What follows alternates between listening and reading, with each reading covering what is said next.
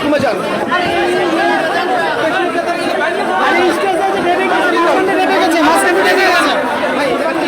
Stage থেকে নেমে যান।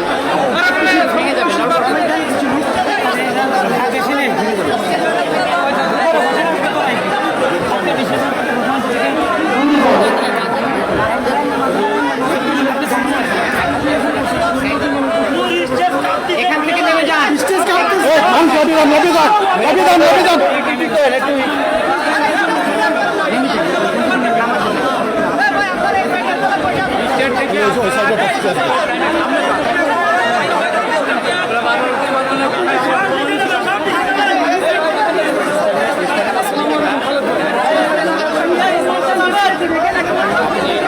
এখান থেকে ওঠেন, ওঠেন না এখান থেকে। এই হাফিজটা উঠা দেন এখান থেকে।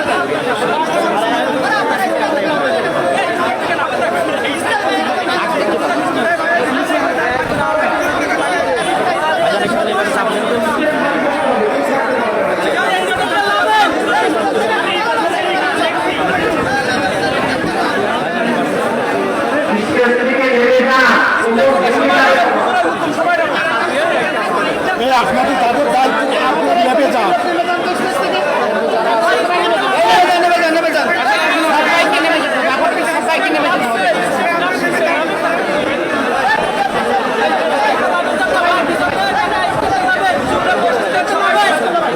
আপনারা নানান স্টেজ থেকে আমি নেমে যাব।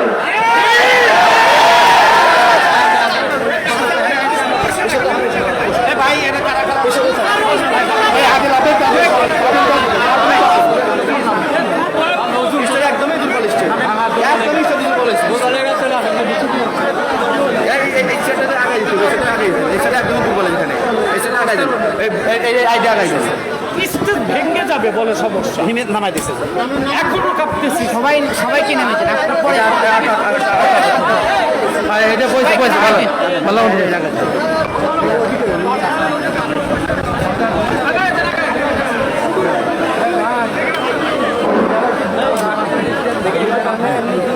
হুজুর আর সমস্যা। আমি সহজে অনুরোধ করছি, অনুগ্রহ করে সবাই নেমে যান। কর্তৃপক্ষকে বলো চেয়ার দিতে, কর্তৃপক্ষকে বলো স্টেজের দুই পাশে চেয়ার দিতে, অনুগ্রহ করে প্লিজ। আমরা কি নেমে চলে যাবো না?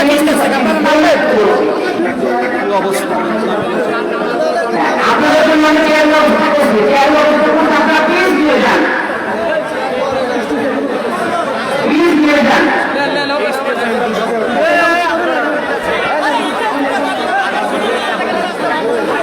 নেমে যাচ্ছে, ওদের নেমে যাচ্ছে। দুজন নেমে যাচ্ছে, সবাই কাছে রেখে যান।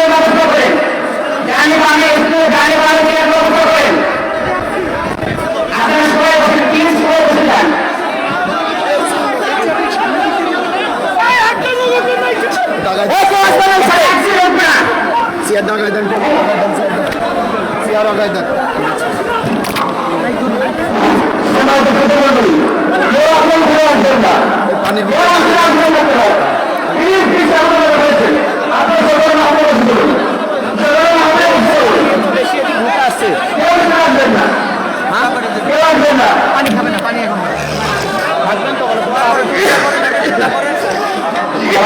যান, এখন আলোচনা শুরু হবে। এই প্রান্তে বসে যান, সবাই বসে যান। জায়নামাজটা একটু টানেন, জায়নামাজটা টানেন, টানেন সুন্দর করে দেন। এটা দাঁড়াচ্ছেন, এটা কলেজ গাড়ি দিতে হবে। কোনো মিডিয়া মঞ্চের উপরে থাকবে না, কোনো মিডিয়া মঞ্চের উপরে থাকবে না। কলেজ কেউ দিবে না। এটা দিন না, এটা না পারলে পোস্টার।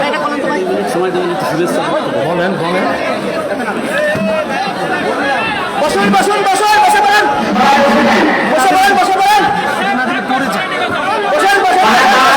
হচ্ছে সুযোগ থাকবে মঞ্চে, বাকি সবাইকে নিবেদিত হবে সুযোগ থাকবে মঞ্চে, বসেন বসেন বসেন বসেন। বাকি সবাইকে নিবেদিত হবে। এ পর্যায়ে ভোটের বক্তব্য শুরুর আগে হোসেন ভাই আর কে উঠুন স্বাগত বক্তব্য দেবেন কে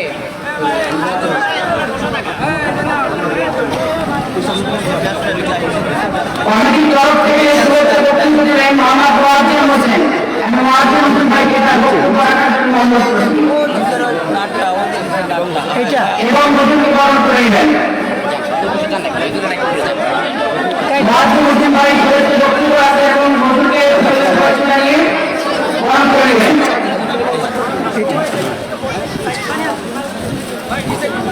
এটা নিচে করো, ফ্যান লাগবে। এই তুমি ইউটিউবার নামো, এই ইউটিউবার নামতে নামতে সেটা হবে নাম করো।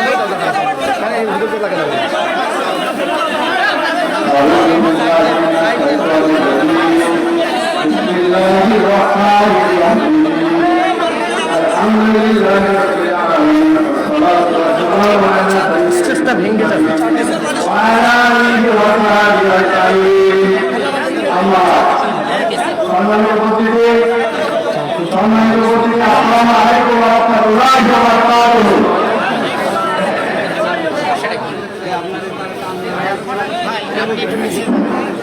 এটাকে দাও ভাই, আপনি সম্মানিত জিন্দার, সম্মানিত জিন্দার, কলেজটা মুসলমান ভাইরা, আপনারা বিভক্ত হয়ে সকাল 11টা থেকে এখন পর্যন্ত আপনার এই গরমের ভিতরে চীনা অপেক্ষায় এখানে আছেন আজকের এই মাহফিলের ঐক্যমণি শ্রদ্ধেয় ব্যক্তিত্ব বোলপুর থেকে উনি আপনাদের মাঝে এসে হাজির হয়েছেন। আমি আপনাদের উদ্দেশ্যে একটু কথা বলতে চাই। আসলে ধৈর্য মানুষের একটা বড় জিনিস, ধৈর্য ধরতে হবে। সত্যি দুঃখের বিষয়, স্টেজটা লড়তেছে, আজকে এই মেহমান উনি নেমে যাচ্ছে, তারপরেও আমাদের ঐক্য জানানো মানতেছে না। বড় দুঃখের বিষয়। আমরা এমন কেন? আমরা মুসলমানের চরিত্র কেন হওয়া উচিত? আমরা ধৈর্য ধরে যেহেতু সকাল 11 থেকে আপনারা এই গরমের ভিতরে অপেক্ষা করছেন, আমি আপনাদের কাছে ধন্যবাদ উল্লেখ করো এই মাত্র এই মহলের তরফ থেকে আপনারা যারা অপেক্ষা করে আছেন উনি অতি শীঘ্রই ওনার এটাই পুরো এবং প্রাণ হাসির থেকে আপনাদের কথা শোনাবেন। আপনারা ধৈর্য সহকারে শুনবেন।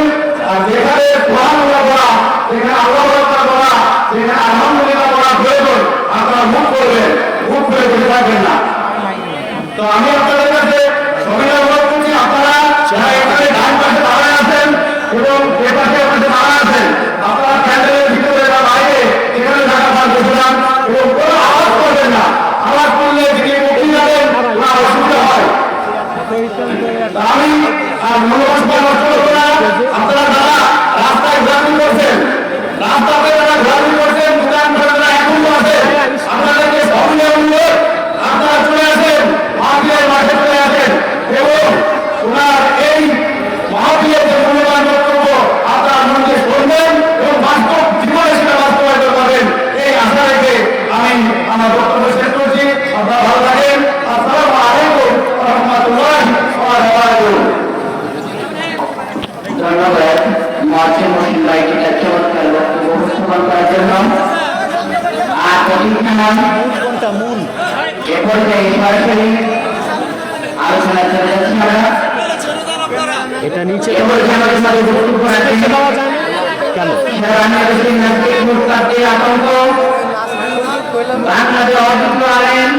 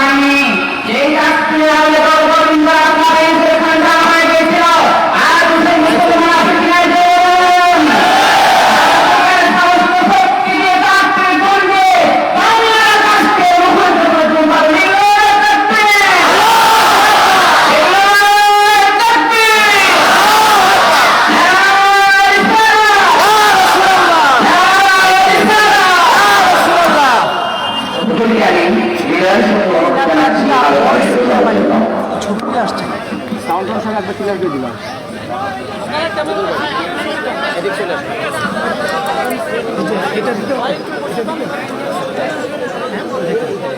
যেটা ভালো হয় যেন না পড়ে যায়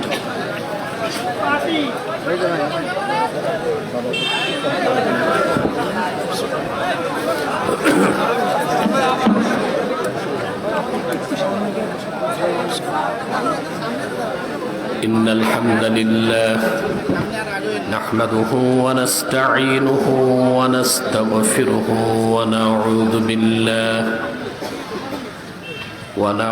بالله من شرور أنفسنا ومن سيئات أعمالنا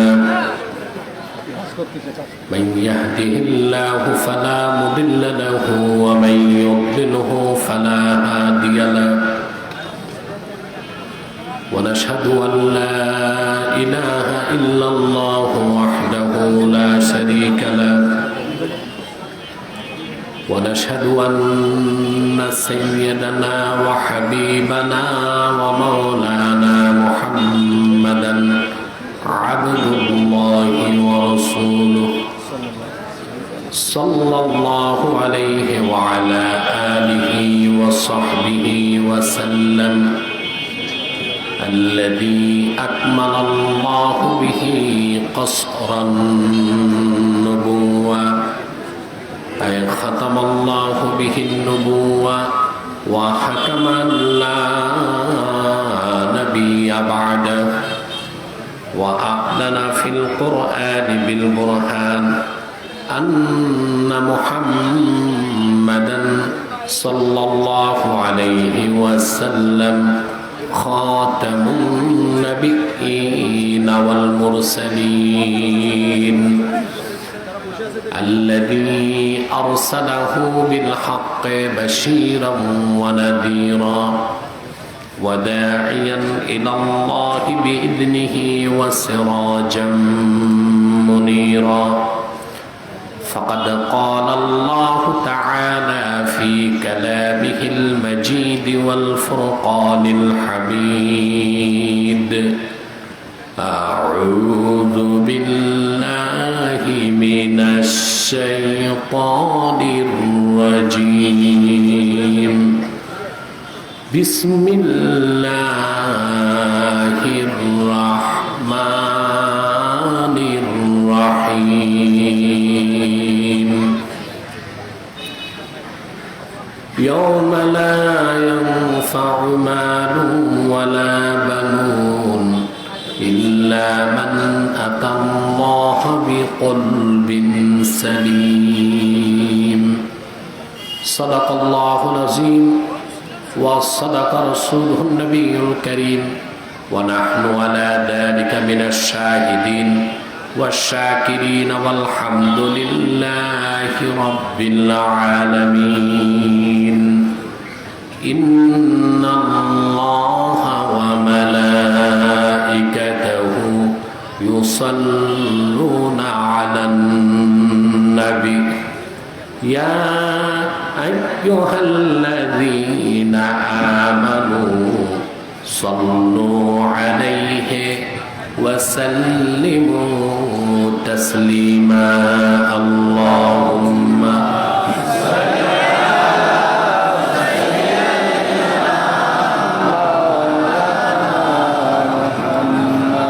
وعلى آله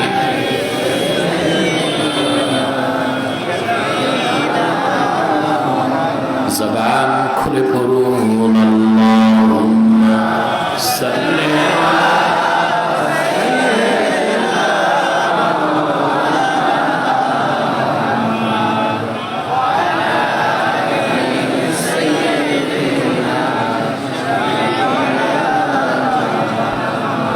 هو الحبيب الذي ترجى شفاعته لكل هول من الأهوال مقتحمي اللهم صل على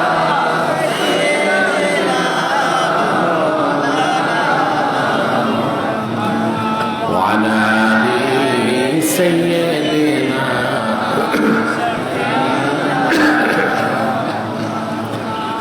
मोहम्मद मुस्तफ़ा नबियों की सरदार है, दोनों जहां की सरकार।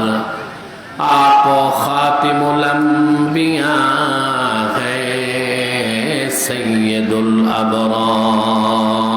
अल्लाहुम्मा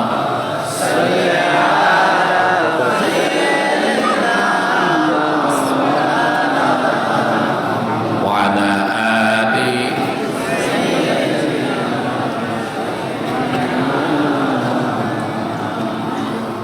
मुहम्मदुन रसूलुल्लाहि सल्लल्लाहु अलैहि वसल्लम खतमल्लाहु बिहिन नुबुव्वा व हकमन ला नबिय्य बअदहु बलगल उला बिकमालिहि हसनत जमीअ खसालिहि।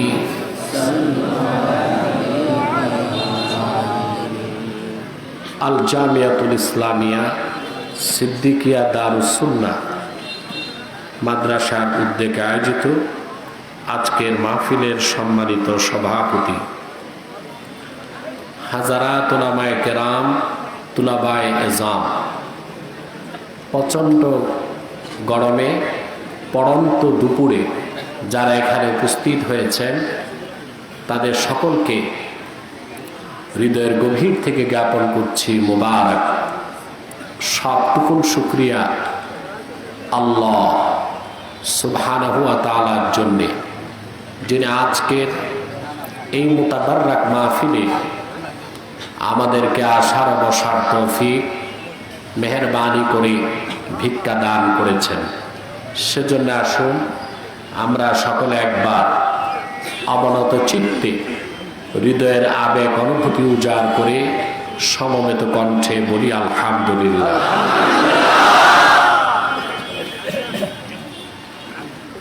অগণিত অসংখ্য, মাইকের নয়েজটা বন্ধ করতে হবে,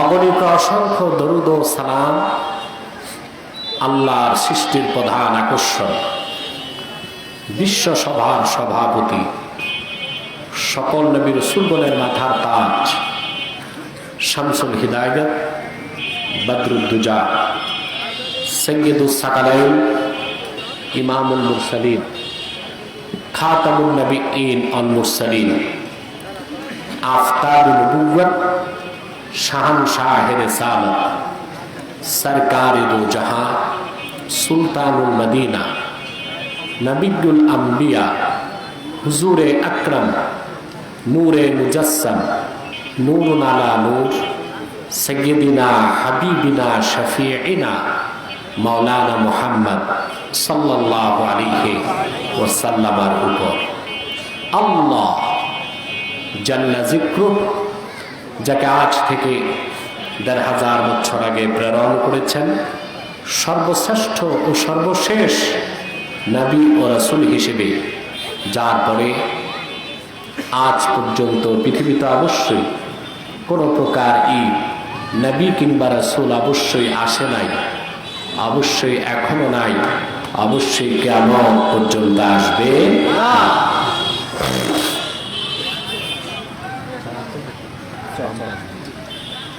সম্মানিত সুধী, সেই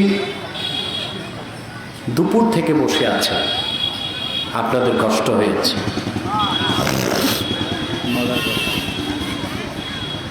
একদিকে গরম, আরেকদিকে পর্যাপ্ত শ্রোতার বসার ব্যবস্থা করা হয় নাই।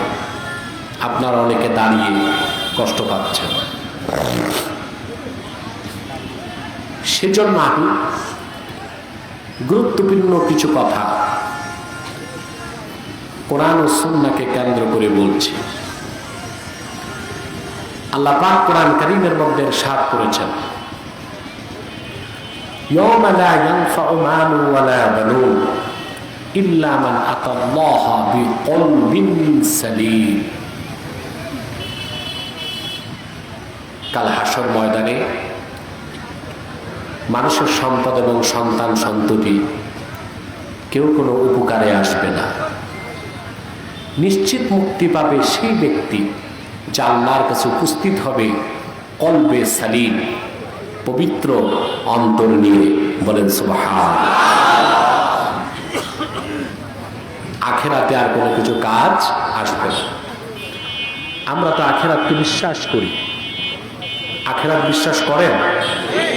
জোরে বলেন। পরকালে গন্তব্য দুটো।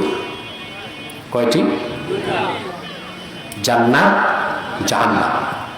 তৃতীয় কোনো ডেস্টিনেশন, কোনো গন্তব্য নাই। পৃথিবীতে আপনি এক একজন এক একটা দল করছেন, ঠিক না?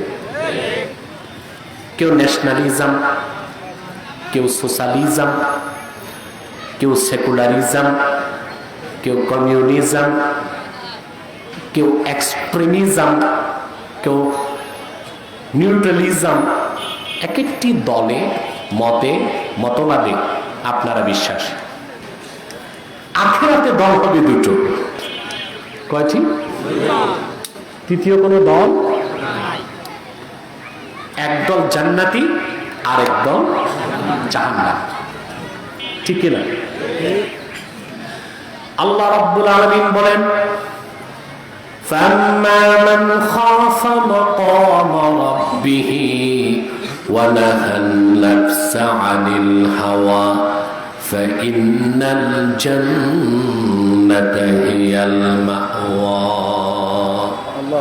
وَأَمَّا مَنْ طَغَى وَآثَرَ الْحَيَاةَ الدُّنْيَا فَإِنَّ الْجَحِيمَ هِيَ الْمَأْوَى।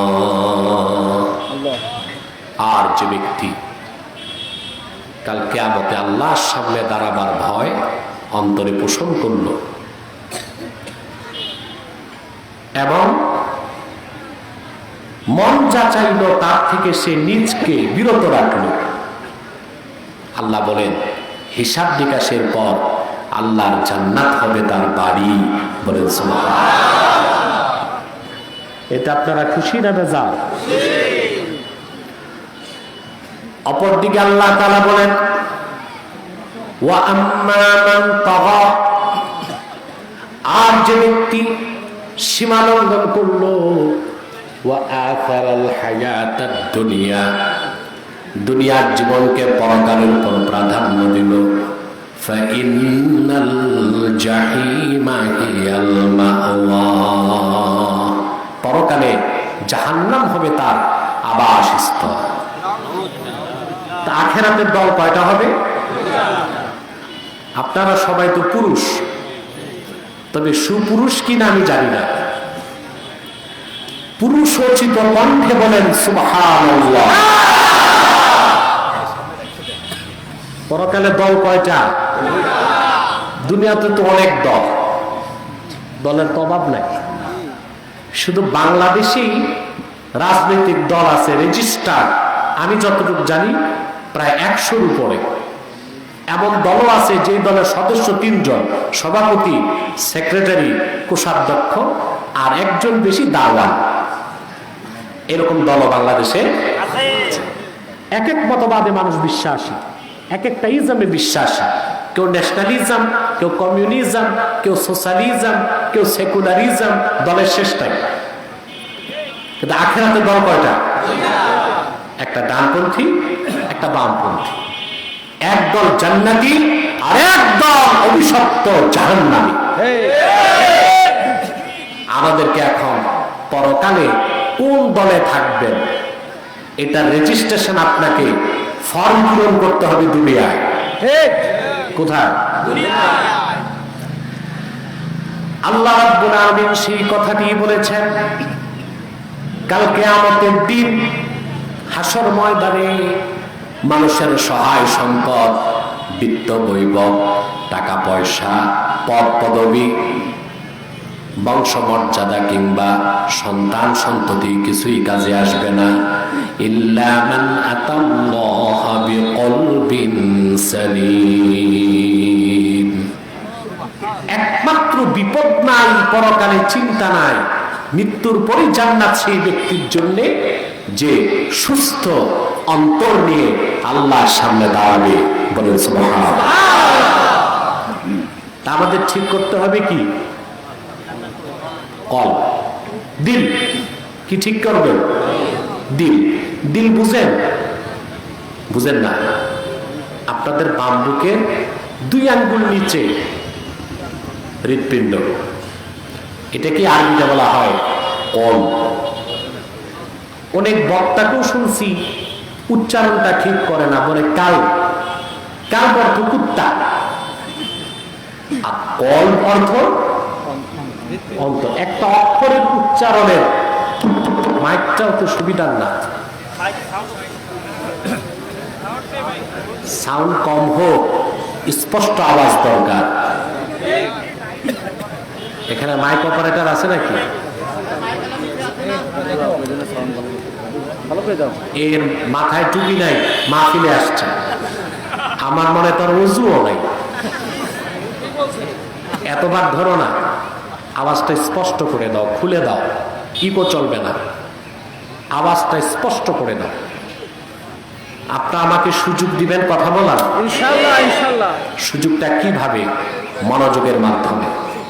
কিসের মাধ্যমে? এই যে হৃৎপিণ্ড, এটাই তো আসল। এটা কি?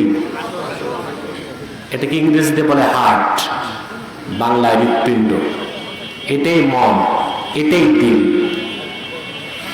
একটি দেহ যদি হয় একটা রাষ্ট্রের মতো, সেই রাষ্ট্রের রাজধানী হচ্ছে হৃৎপিণ্ড। ঠিক কিনা? দেহ, human body as like a state and heart is the capital of this state.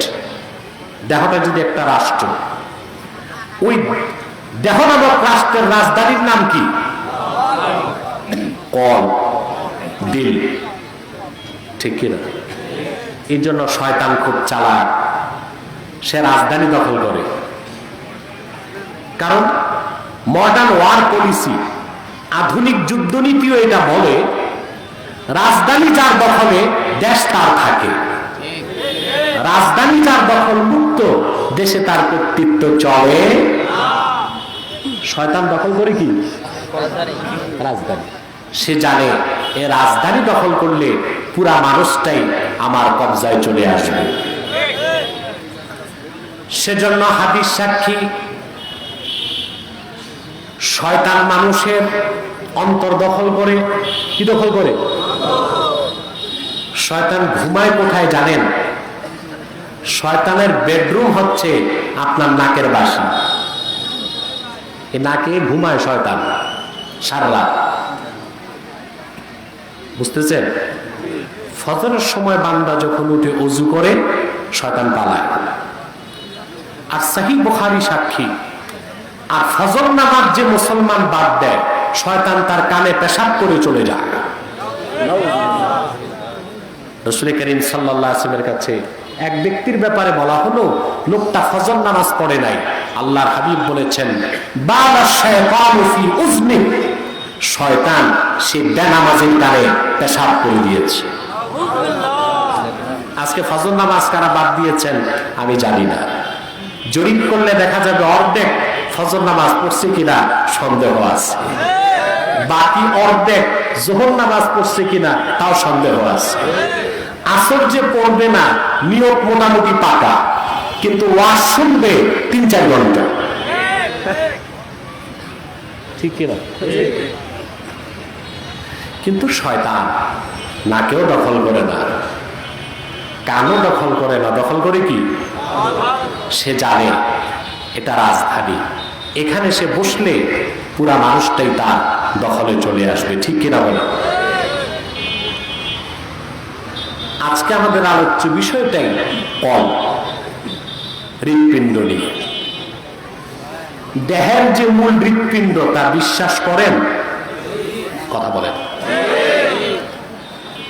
সহিহ বুখারীতে এসেছে, আল্লাহর হাবিব ইরশাদ করেছেন, আলা ওয়া ইন্না ফিল জাসাদি মুদগাহ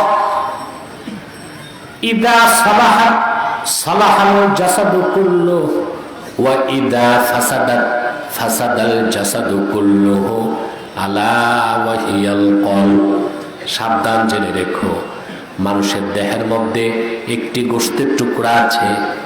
এই গোশতের টুকরাটা যখন ভালো হয়ে যায়, পুরা মানুষটি ভালো হয়ে যায়। গোশতের টুকরাটি যখন বরবাদ হয়ে যায়, পুরা মানুষটি বরবাদ হয়ে যায়। রাসূল করিম সাল্লাল্লাহু আলাইহি ওয়াসাল্লাম কথাটি বললেন ১৫০০ বছর আগে। দেহের মূল কি? হৃৎপিণ্ড। মডার্ন সায়েন্স, আধুনিক বিজ্ঞান আল্লাহর হাবিবের হাদিসের সামনে মস্তক নত করে দিয়েছে, বলেন সুবহান। একটি বডি, দেহ, পুরা দেহটা নিয়ন্ত্রণ করে হৃৎপিণ্ড, ঠিক কিনা? একজন প্রাপ্তবয়স্ক পুরুষের দেহে রক্তের পরিমাণ 5 থেকে 6 লিটার, আর অ্যাডাল্ট ওম্যান, প্রাপ্তবয়স্কা নারীর দেহে রক্তের পরিমাণ 4 থেকে 5 লিটার। রক্ত বেশি কার? শুধু একদিক দিয়া পুরুষ বেশি না, যারা বাংলাদেশে নারী পুরুষের সমান অধিকার চায়, তারা অবৈজ্ঞানিক, অযৌক্তিক একটি পাগলামি দাবি করতেছে। নারী পুরুষ সমান হতে পারে না। খুব ডিস্টার্ব আপনার মাহফিলে। কি ব্যাপারটা কি? আপনারা শৃঙ্খলা জিনিসটা শিখেন নাই। এখন তো আর বিছানা দেওয়ার সময় নেই। প্যান্ডেলটা আগেই বেশি বড় করা দরকার ছিল। এদের নিয়তে গড়বড়। ভাবছে দিনের বেলা হুজুর আসবে, লোকজন হয় কি না। আবার মানুষ তো কোনো হুজুর দেখতে আসে না, কোরআন শুনতে আসে, ঠিক কিনা? আর ডিস্টার্ব চাই না, চুপচাপ বসে থাকেন যে যেখানে আছে।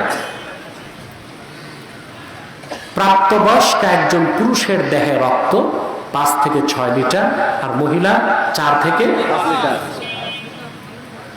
এক জায়গায় পার্থক্য না। পুরুষের মাথায় যে ব্রেন, মগজ, এটার কোয়ান্টিটি 60 গ্রাম। পানির ড্রাম না, আউন্স, আউন্স, আউন্সের হিসাব। কত ড্রাম? প্রাপ্তবয়স্ক একজন মহিলার মাথায় মগজের পরিমাণ থাকে 40 ড্রাম। কয় ড্রাম কম? আধুনিক বিজ্ঞান মাথা অপারেশন করে পাল্লায় মেপে যেই তথ্য দিল আজকে, ১৫০০ বছর আগে যখন কোনো অপারেশন ছিল না, বিজ্ঞান ছিল না, ল্যাবরেটরি ছিল না, কোনো চিকিৎসা বিজ্ঞানী ছিল না, আমার নূর নবী তখন বলেছেন মহিলাদেরকে না কিসুল আকুলের দিক দিয়ে তারা অপরিপূর্ণ। তা তো হবে। মগজ কয় ড্রাম কম? 20 ড্রাম। রক্তে পার্থক্য কত? শুধু কি তাই? রক্তে 3 রকম কণা থাকে: শ্বেতকণিকা, লোহিত কণিকা, অনুচক্রিকা। বিজ্ঞান দেখেছে প্রতি 1 ঘন মিলিলিটার রক্তে মহিলার রক্তের লোহিত কণিকা আছে 45 লক্ষ, আর পুরুষের হচ্ছে 55 লক্ষ। এদিক দিয়েও পুরুষ উপরে। সুবহানাল্লাহ। রক্তের পরিমাণও পুরুষ ব্রেনে। সুবহানাল্লাহ বলবেন। আমার সাথে বাংলাদেশের এক বুদ্ধিজীবীর বাহাস হয়েছিল নারী অধিকার নিয়ে। তার শোচনীয় পরাজয় ঘটেছে, আলহামদুলিল্লাহ। আমি সেখানে, সে তো ডাক্তার, বড় ডাক্তার, আমি তাকে সায়েন্টিফিক যুক্তি দিয়েছি। একজন পুরুষ আর একজন নারীতে 25টা পার্থক্য দৈহিক। কতটা? 15 physical differences between men and women and 10 psychological differences. দৈহিক 15টি আর মনস্তাত্ত্বিক 10টি। 25টি পার্থক্য নারী আর পুরুষের মধ্যে আল্লাহ যেখানে সৃষ্টি করার সময় রেখে দিলেন, সেই ক্ষেত্রে যারা বাংলাদেশে নারী পুরুষের সমান অধিকার চায়, আসলেই তারা নারীদের সম্মান দিতে চায় না, ন্যাংটা করে রাস্তায় নামায়া গোটা দেশকে বেলল্লাপনায় ভাষায় দিতে চায়।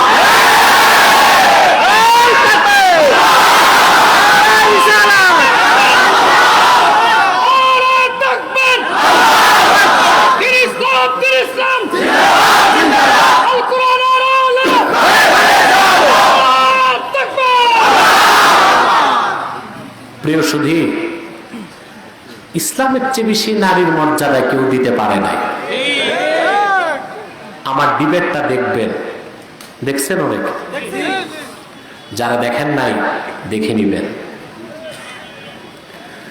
যারা নারী পুরুষের সমান অধিকার চায়, ওরা নারীকে কি সম্মান দিছে দেখেন। 1 টাকার সুতা, 2 টাকার সুই, 20 টাকার জুতা, 10 টাকার ফিতা, এইসব অ্যাডভার্টাইজ নারীকে দিয়ে করাচ্ছে। এই নিম্নমানের পণ্যের অ্যাডভার্টাইজ করাচ্ছে নারীকে দিয়ে। তারা নারীর সম্মান বাড়ে না কমে? আসেন পিছের কথায় ফিরে যায়। পুরা দেহটাকে কন্ট্রোল করে কে? হৃৎপিণ্ড। বিজ্ঞান এখন বলেছে, আমার নূর নবী সাল্লাল্লাহু আলাইহি সাল্লাম 1500 বছর আগে বলেছে। রক্তের হৃৎপিণ্ডের কাজ কি? এই যে আপনার দেহে রক্ত আছে 5 থেকে 6 লিটার, এই সমস্ত রক্তকে পাম্পিং করে হৃৎপিণ্ড সারা শরীরে ছড়িয়ে দেয়। রক্তগুলোকে ফুসফুসে অক্সিজেন মিশায় দেয়, বুঝলেন? এই রিঅক্সিনাইট অক্সিজেন মিশ্রিত রক্ত হৃৎপিণ্ড সারা দেহে ছড়ায় দেয়। আর কার্বন ডাই অক্সাইড দূষিত রক্তকে আলাদা করে রক্ত থেকে ফুসফুসের মাধ্যমে বের করে দেয়। পুরা দেহটা চালাচ্ছে কে? হৃৎপিণ্ড, ঠিক কিনা? আমার অবাক লাগে, হৃৎপিণ্ড যে চলে 2টা সিস্টেমে, সিস্টোলিক ডায়াস্টোলিক, সংকোচন সম্প্রসারণ, বুঝলেন? দেহের কোন একটা অঙ্গেও চলার আওয়াজ পাওয়া যায় না, হৃৎপিণ্ডের আওয়াজ পাওয়া যায়। আপনি এখানে মাথা লাগাবেন, আওয়াজ শুনবেন। কি রকম আওয়াজ? ধিক ধিক। বিজ্ঞান বলছে এটা কি বলে? বিজ্ঞান একটা নাম দিছে, লাভ ডাব। কি নাম দিছে? এটা আওয়াজ হয়, আমরা শুনি ধিক ধিক। বিজ্ঞান যন্ত্রে পাইছে বলে লাভ ডাব। সিস্টল ডায়াস্টল, সংকোচন সম্প্রসারণ করতেছে। তা আবার যেটা হয়, বিজ্ঞান মেশিনে পাইছে কি? আমি বলি না, বিজ্ঞান শুনতে একটু ভুল করেছে। হৃৎপিণ্ড লাভ ডাব বলে না, বলে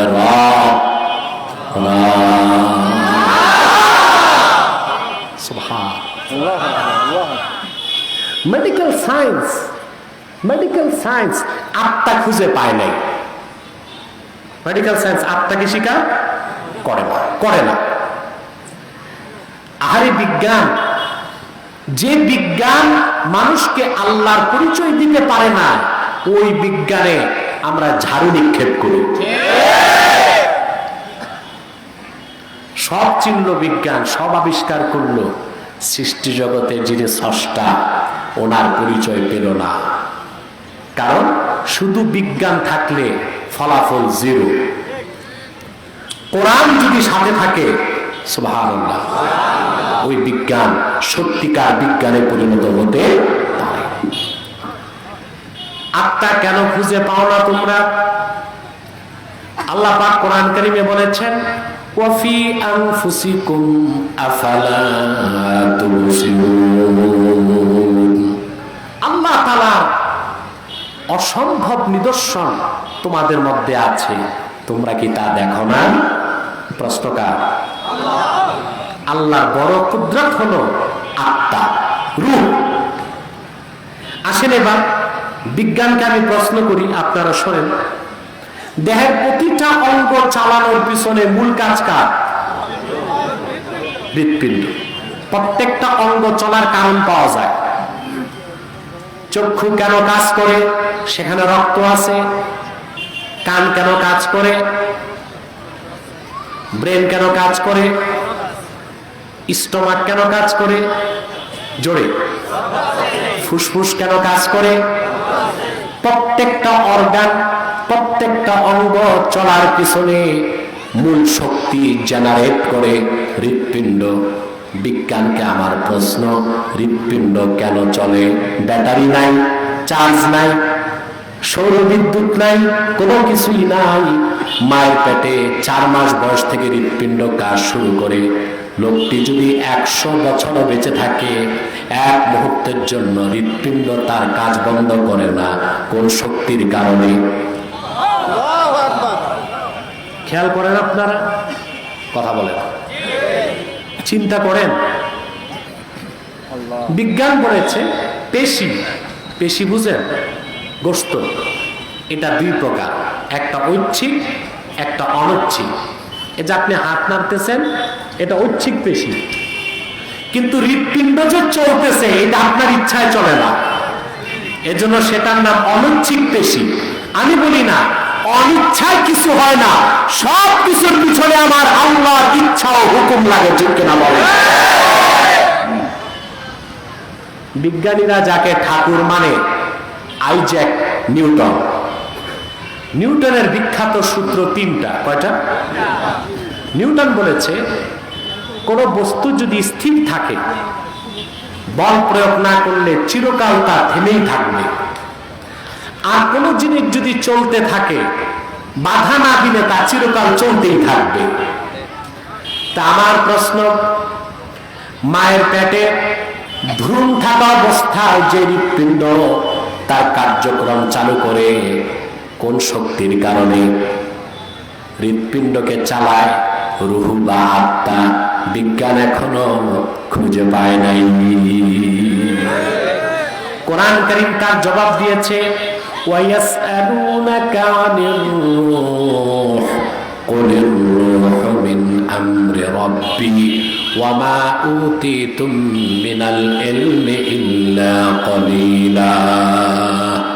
মুহাম্মদ সাল্লাল্লাহু আলাইহি ওয়াসাল্লাম, ওরা আপনাকে রূহের ব্যাপারে প্রশ্ন করে, আপনি বলুন রূহ বা আত্মা হচ্ছে আমার রবের একটি হুকুম। বলেন সুবহানাল্লাহ।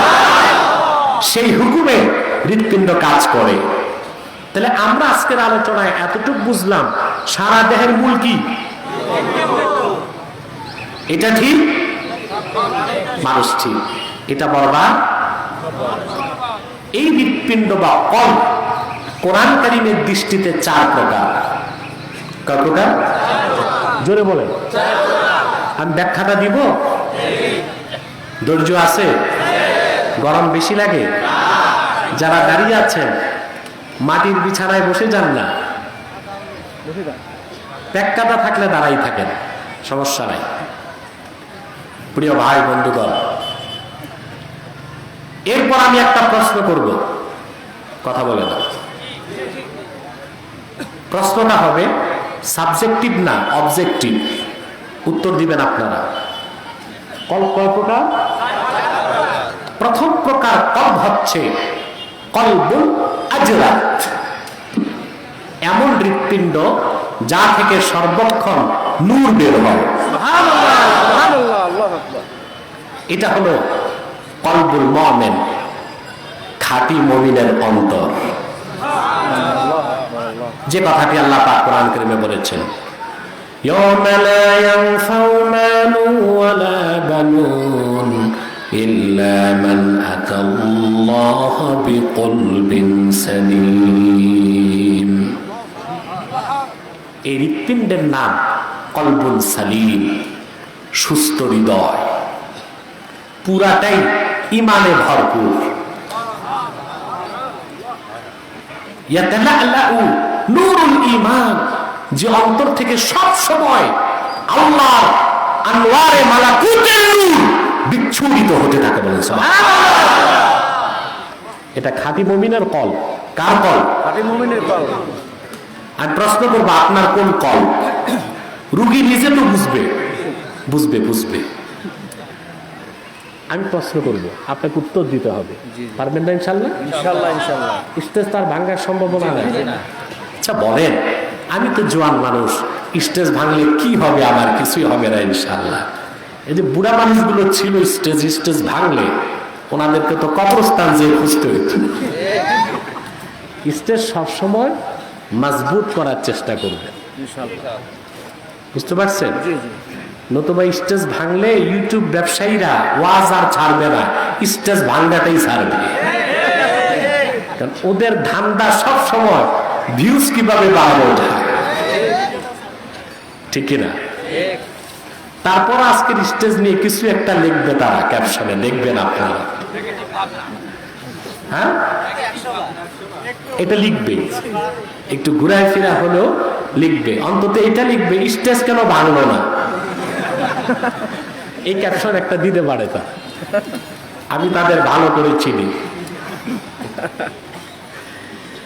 প্রিয় ভাই বন্ধুগণ, দ্বিতীয় নাম্বার কলব হচ্ছে কলবুল মাগলুফ, পর্দা আচ্ছাদিত কলব।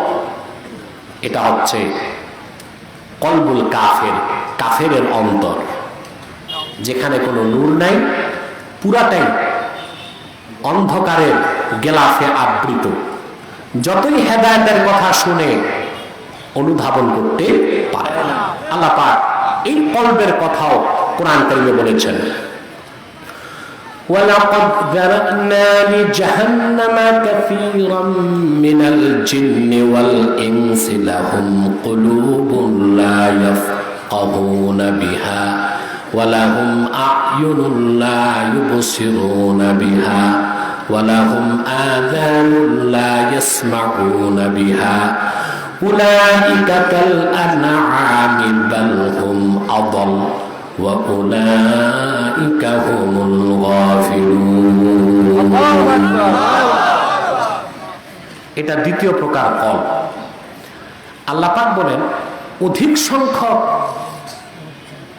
মানুষ ও জিনকে আমি তৈরি করেছি জাহান্নামের জন্য। কেমন মানুষ ও জিন? তাদের অন্তর আছে, সে অন্তরে তারা অনুধাবন করে না। তাদের চোখ আছে, সেই চোখে তারা সত্য পথ দেখে না। তাদের কান আছে, সেই কানে কোরআন হাদিসের কথা শোনে না। আল্লাহ পাক বলেন, উলাইকা কাল আনআম, আকৃতিতে এই মানুষগুলো মানুষ হলেও প্রকৃতিতে তারা চতুষ্পদ জানোয়ার সদৃশ। বাল হুম আযাল, বরং তারা তার চেয়েও খারাপ। এটা কে বলেছেন? আল্লাহ। এটা কাফেরের অন্তর। কার অন্তর? এই অন্তরে গেলাফ লাগানো। কি লাগানো? হেদায়েত কোনোদিনও পায় না। 3 নাম্বার কল, শুনতেছেন আমার কথা? কলবুল মানকুস, এটা হলো কলবুল মুনাফিক, মুনাফিকের অন্তর। মুনাফিককে, মুনাফিক শব্দটার উৎপত্তি নাফাক থেকে। নাফাক, নাফাক বলা হয় সুরং পথকে। কি বলে আরবিতে? সুরং পথ, যার 2টা মুখ থাকে। এই নাফাক থেকে নেফাক, নেফাক থেকে মুনাফিক। মুনাফিকের 2 মুখ, একটা চেহারা ইসলামের দিকে, আরেকটা চেহারা কুফরি বাতিল ও তাগুতের দিকে। বুঝলেন? একদিক দিয়ে মুনাফিক ইসলামে ঢুকে, আরেক দিক দিয়ে বের হয়ে কাফের হয়ে যায়। মুনাফিক আমাদের সমাজে আছে না? না। মুনাফিকের 2 রং। কয় রং? 2 রং। কয় রং?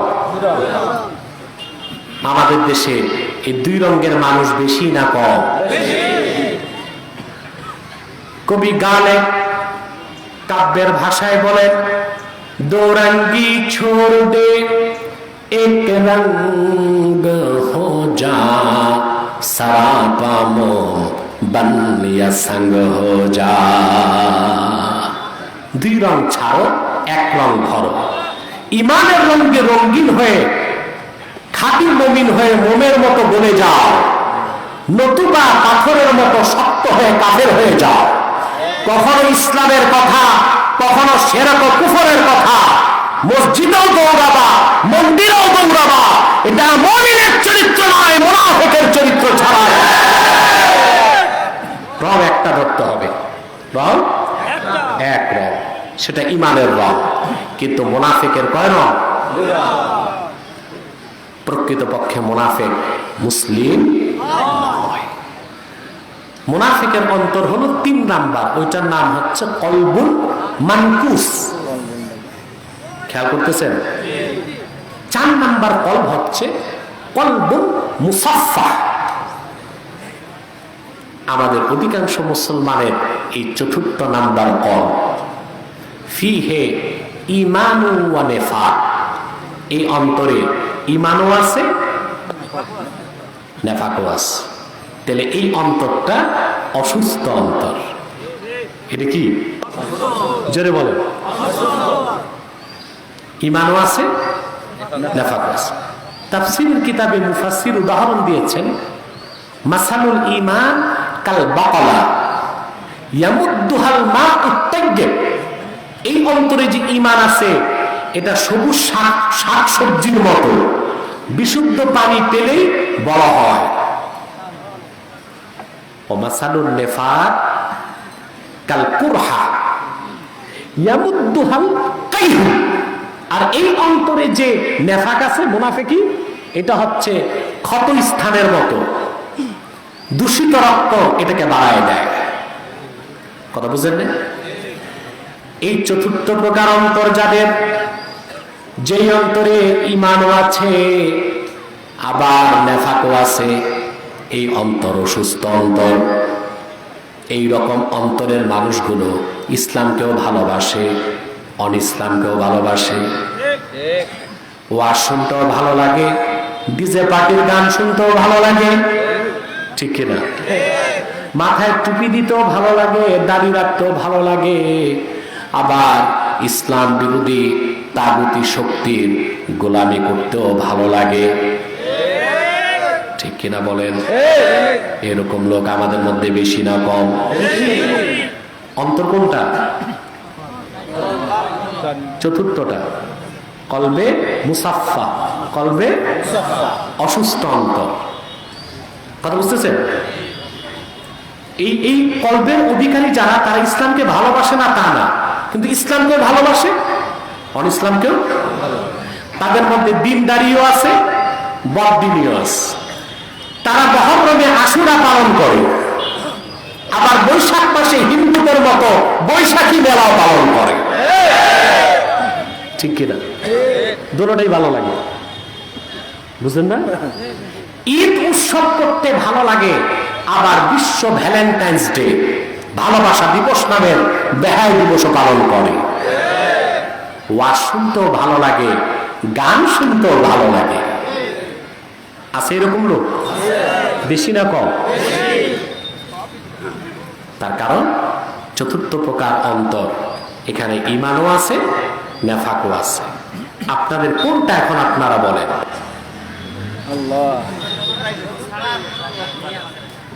না, ওষুধ আছে, আমি দিব এখন। মানে এখন আপনাদের কোনটা আমি তো শুনলাম না। ও 4 নাম্বারটা। যা, তাহলে ডাক্তার তার উপযুক্ত রোগী পাইছে। হ্যাঁ জি, এবার ঔষধ। অন্তর যখন আপনার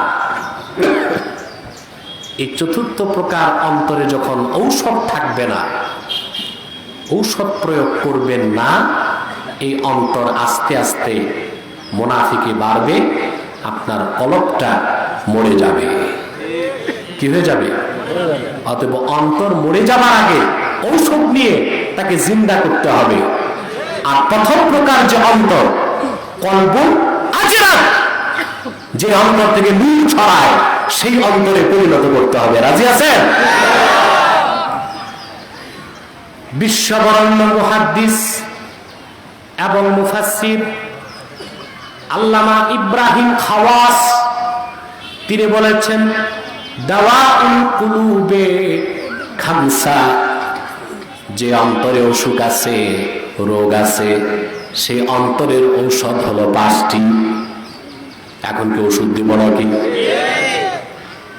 আপনার কথা বলবেন না, ডিস্টার্ব হয়, একেবারে চুপ। ওনার চিন্তা ফিকির কালেকশন, ওনার কালেকশন আপনারা দেন নাই, বুঝলেন? টাইম কত দেখেন তো। আমি বসেছি প্রায় 1 ঘন্টা হয়ে যাচ্ছে। হ্যাঁ, আর একটু কষ্ট করবেন। ওষুধ 5টা তো দিতে হবে। আর একটু স্পষ্ট হয় না? না, সাউন্ড বাড়াবে কেন? এখানে কি বয়রা মানুষ যে সাউন্ড বাড়াবে? ক্লিয়ার করবে, ক্লিয়ার করবে, এই ভয়েসটা ক্লিয়ার করো। আমি বসার পরে ভালো ছিল, ওই রকম করো। বসার পরে সুন্দর ছিল আওয়াজ। আলহামদুলিল্লাহ, আল্লাহ আমাদের বাতাসও দিচ্ছে। বলেন আলহামদুলিল্লাহ। আমাদের ইনভেস্টিগেশন শেষ, আমরা খুঁজে পেয়েছি আমাদের অন্তরে কি আছে। কোন প্রকার? 4th প্রকার। ঔষধ কয়টা? এখন প্রেসক্রিপশন। এখন কিন্তু আলহামদুলিল্লাহ আগেই বলেন যে প্রেসক্রিপশন আমি দিব, ওষুধ 5টা আপনাদের কাছে আছে। ওষুধ দিচ্ছি আমি, বাট ওষুধ কিনতে কোথাও যেতে হবে না, ওষুধ আপনার কাছে। কিন্তু এত নির্ভর আপনি নিজের ওষুধটাও চিনেন না, গ্রহণও করেন না। এই অসুস্থ অন্তরের ঔষধ কয়টা? বলতেছি, খেয়াল করেন। প্রথম হলো তিলাওয়াতুল কোরআনি বিত্তাদাব্বুর, বুঝে শুনে মনোযোগ সহকারে প্রতিদিন আল্লাহর কোরআন পড়তে হবে। আমরা মুসলমান এই প্রথম ওষুধ থেকে বেশি দূরে, ঠিক না? শর্ত আছে, কোরআন তেলাওয়াত করতে হবে বিত্তাদাব্বুর, চিন্তার সাথে। কিছু যদি নাও বুঝেন, আপনি কোরআন তেলাওয়াত করেন, প্রতি অক্ষরে 10 নেকি। সুবহানাল্লাহ। আলিফ লাম মিম পড়বেন, 30 নেকি। অনেক ফজিলত কোরআন তেলাওয়াত। কিন্তু আপনি যদি বুঝে পড়তে পারেন, এটাই আপনার অন্তরের ঔষধ, না মহা ঔষধ। আল্লাহ কোরআন কারিমে বলেছে, وَنُنَزِّلُ مِنَ الْقُرْآنِ مَا هُوَ شِفَاءٌ وَرَحْمَةٌ لِلْمُؤْمِنِينَ وَلَا يَزِيدُ الظَّالِمِينَ إِلَّا خَسَارًا। মুহাম্মদ সাল্লাল্লাহু আলাইহি ওয়াসাল্লাম, আমি ধাপে ধাপে ক্রমে ক্রমে আপনার উপর কোরআন নাজিল করি, শিফাউল লিল মুমিনিন, যা পৃথিবীর সকল মুমিনগণের জন্য মহা ঔষধ। বলেন সুবহানাল্লাহ। তবে আল্লাহ পাক বলে দিয়েছেন, ওয়ালা ইয়াজিদুজ জালিমিনা ইল্লা খাসারা, কিন্তু যারা জালেম তাদের ক্ষতিটাই বাড়িয়ে দেয়। জালেম কারা? যাদের অন্তর অসুস্থ না, অন্তর একেবারেই মরে গেছে। তাহলে আপনার হৃৎপিণ্ডের অন্তরের প্রথম ওষুধ কি? তিলাওয়াতুল কোরআন বিত্তাদাব্বুর, বুঝে শুনে কোরআন পড়তে হবে। আমরা পড়বো কোরআন শরীফ, বুঝবো কেমন করে? যারা বুঝে তাদের কাছ থেকে বুঝে নিব, ঠিক কিনা? 2 নাম্বার হচ্ছে খালাউল বাতন, বেশি সময় পেট খালি রাখতে হবে। অর্থাৎ খাবেন কম, খাবেন কি? বেশি খাওয়ার জায়গা দুনিয়া না, বেশি খাওয়ার জায়গা কি? আখিরাত, জান্নাত। ওখানে মন মতো খাবেন, রোগও হবে না, কষ্ট হবে না। একটা ঢেকুর দিবেন, সব হজম। এর জন্য আদমকে আল্লাহ বেহেশতে বলছেন বেশি খাইতে, দুনিয়া আসার পর বলছেন কম খাইতে, ঠিক কিনা?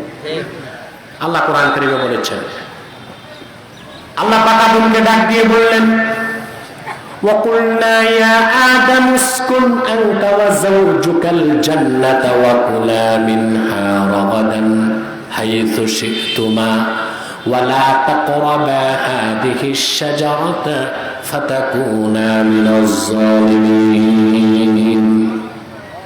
আল্লাহ বলেন, আমি আদমকে বললাম, আদম তুমি আর তোমার স্ত্রী বেহেশতে থাকো, ওয়াকুলা মিনহা রাগাদা, আই কুলা মিনহা ওয়াসিআ, পেট ভরে যা মন চায় প্রাচুর্যের সাথে খাও। বেশি খাওয়ার জায়গা কই? কম খাওয়ার জায়গা? আমরা উল্টা করতেছি, আমরা পৃথিবীতে বেশি খাই, নিজেরটা কম খাইলো, দাওয়াত খাইতে গেলে পরেরটা জন্মের খাওয়া খায়, ঠিক কিনা? এতে বসলে হুঁশ থাকে না। আলেমরাও সুন্নতের আমল ভুলে যায়। আমাদের দেশে কিছু কমার্শিয়াল বক্তা আছে, এক রাতে 3 ওয়াজ, এক জায়গায় খায়, 2 জায়গায় টিফিন কারি ভর্তি করে নেয়। কেন?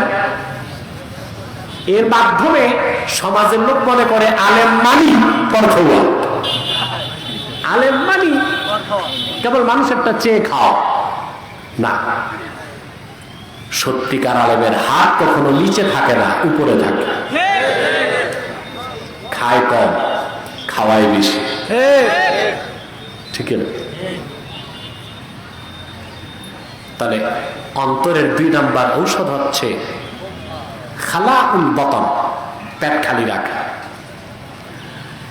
আর রিসালাতুল কুশাইরিয়াতে এসেছে আল্লাহ রাব্বুল আলামিন কখনো ভরা পেটে এলেম দান করেন না, যার পেট বেশি খালি থাকে আল্লাহ পাক তাকে ইলমের নূর দান করেন। সেজন্যই তো দো জাহানের বাদশা আমার নূর নবী মুহাম্মদ সাল্লাল্লাহু আলাইহি ওয়াসাল্লামের সাহাবীগণ সব সময় কম পানাহার করতেন। বিশেষ করে আহলে সুফফার 70 জন সাহাবী, যাদের মাধ্যমে দ্বীন ইসলামের ইলম সারা দুনিয়ায় ছড়িয়েছে, আল্লাহ পাক তাদের প্রত্যেককে ক্ষুধার যন্ত্রণার কষাঘাতে আঘাত করেছে। আল্লাহ রাসূল যদি আঙ্গুলের ইশারা করতেন, ঠিক কিনা, সোনা রূপা আর সম্পদের অভাব হতো? হাদিসে এসেছে, আল্লাহ রাসূল নিজে বলেছেন, আল্লাহর হাবিব বলেছেন, লাউ আরাদতু আন তাসীরাল জিবালু মাইয়া যাহাবান ওয়া ফিদ্দা লাসারাত। ও সাহাবীরা, যদি আমি মুহাম্মদ সাল্লাল্লাহু আলাইহি ওয়াসাল্লামের মনে শুধু জাগে, মুখে বলতে হবে না, মদিনা মুনাওয়ারা মক্কা মুকাররমার পাহাড়গুলো সোনার রূপায় পরিণত হয়ে আমার 2 পাশ দিয়ে দৌড়ায়, আমার মুখে বলার দরকার হবে না, আমার মনে জাগলেই আল্লাহ তাআলা সবগুলো পাহাড়কে সোনা ও রূপা বানিয়ে আমার 2 পাশ দিয়ে চালিয়ে দিবেন। তারপরে সাহাবায়ে কেরাম কষ্ট করছেন, ক্ষুধার যন্ত্রণা করেছেন। কেন? ভরা পেটে কথা বলেন। আমার মাদ্রাসা ছাত্র যারা আছে, তোমাদেরকে বলবো, বোর্ডিং এ যে ডাল ভাত খাও, ওতে বরকত আছে। শুধু শুধু মানুষের বাড়িতে দাওয়াত খেতে যায় না, কারণ অধিকাংশ মানুষ এখন সুদ খায়, ঘুষ খায়। ওই সুদের টাকা, ঘুষের টাকা থেকে পেটটা দূরে রাখো। বোর্ডিং এর ডাল ভাতে আল্লাহ ভিটামিনও দিবেন আর এলেমও দিবেন, ঠিক কিনা? অন্তরের ঔষধ কয়টা? কয়টা বললাম? 3 নাম্বার হচ্ছে ওয়াল কিয়ামু ফিল লাইল, রাতের বেলা তাহাজ্জুদ নামাজ পড়া। বান্দা যত বেশি তাহাজ্জুদ নামাজ পড়ে, সে আল্লাহর কাছে যেতে থাকে। যত আল্লাহর কাছে যায়, তার অন্তরে নূর তত বাড়তে থাকে। মুসলমান, আল্লাহকে পাওয়ার জন্য এত কান্না করেন, সত্য মান্নুন নবী মুহাম্মদ সাল্লাল্লাহু আলাইহি ওয়াসাল্লাম ১৫০০ বছর আগে দিয়ে গেছেন। আল্লাহর কাছে যেতে চান, তাহাজ্জুদ নামাজ পড়বেন। আল্লাহ বলেছেন ওয়াসজুদ ওয়াক্তারিব, সাজদা করো, কাছে আসো। যত সাজদা করবে আমি আল্লাহ আমার রহমতের কোলে তোমাকে টেনে নিতে থাকবো। এখন তাহাজ্জুদ যে পড়বেন ফরজ নামাজগুলো বাদ দিয়ে নাকি? ফরজগুলো পড়তে হবে। অন্তরের ঔষধ কয়টা? 3 নাম্বারটা চলতেছে। 3 নাম্বার না 4 নাম্বার? 3 নাম্বার। রাতে তাহাজ্জুদ পড়বেন। মুসলমান, আপনি যদি তাহাজ্জুদ গুজার হন, সুবহানাল্লাহ, শুধু বেহেশত না, বেহেশতের সবচেয়ে দামি জায়গাটা আল্লাহ আপনাকে দিবেন। মিশকাত শরীফের হাদিস সাক্ষী আল্লাহ হাবিবের সাথ করেছেন, ইন্না ফিল জান্নাতি গুরাফা ইউরা যুহুরুহা মিন বুতুনিহা ওয়া বুতুনুহা মিন যুহুরিহা। আল্লাহর জান্নাতে এমন কিছু কামরা আছে যে কামরাগুলোর বাহির থেকে ভিতর দেখা যায়, ভিতর থেকে বাহির দেখা যায়। ফাকামা আরাবিয়ুন ফাকালা লিমান হাযা ইয়া রাসূলুল্লাহ।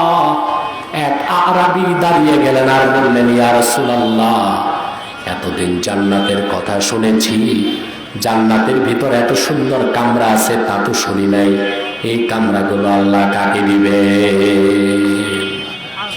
কামরাগুলো চান? কথা বলেন। আল্লাহ হাবিব জবাব দিলেন, লিমান আতাবাল কালাম ওয়া আত'আমাত তাআম ওয়া আদামাস সিয়াম ওয়া সাল্লা ফিল লাইলি ওয়ান নাসু নিয়াম। আমার যে আশিক উম্মত সমস্ত ফরজ ওয়াজিব সুন্নতের পরে 4টি কাজ করবে। আতাবাল কালাম, মুখের কথাকে পবিত্র করবে। সুবহানাল্লাহ। মুখের কথা পবিত্র করতে প্রথমেই ছাড়তে হবে মিথ্যা, গীবত, শিকায়ত। আর আমাদের দেশে গীবতের অভ্যাস বেশি। আমি দেখছি বাংলাদেশে মানুষ যত বুড়া হয় গীবত করার অভ্যাস তত বাড়ে। বুড়া মানুষ, ডেট ফেল, এক্সপায়ার ডেট চলে গেছে, কাম কাজ নাই, চায়ের হোটেলে বসতেছে, ওনার গীবত করতেছে, আরেকজনের গীবত শুনতেছে। উত্তর পাড়ারটা যে দক্ষিণ পাড়ায় ট্রান্সফার করে, দক্ষিণ পাড়ার নিউজ উত্তর পাড়ায় ট্রান্সফার করে, এতে মজা পায়, কিন্তু এতে তার আখিরাত বরবাদ। ঠিক কিনা? প্রথম হচ্ছে লিমান আতাবাল কালাম, যে তার কথাকে পবিত্র করলো, ওয়া আত'আমাত তাআম, মানুষকে খাওয়ায়, ওয়া আদামাস সিয়াম, বেশি নফল রোজা রাখে, ওয়া সাল্লা ফিল লাইলি ওয়ান নাসু নিয়াম, নামাজ পড়ে তখন, মানুষ ঘুমিয়ে থাকে যখন। এই 4টা কাজ যে করবে আল্লাহ তাকে শুধু বেহেশত দিবেন না, বেহেশতের সবচেয়ে দামি জায়গাটা তাকে দিয়ে দিবেন। অন্তরের ঔষধ কয়টা? 3 নাম্বারটা কি? তাহাজ্জুদ নামাজ।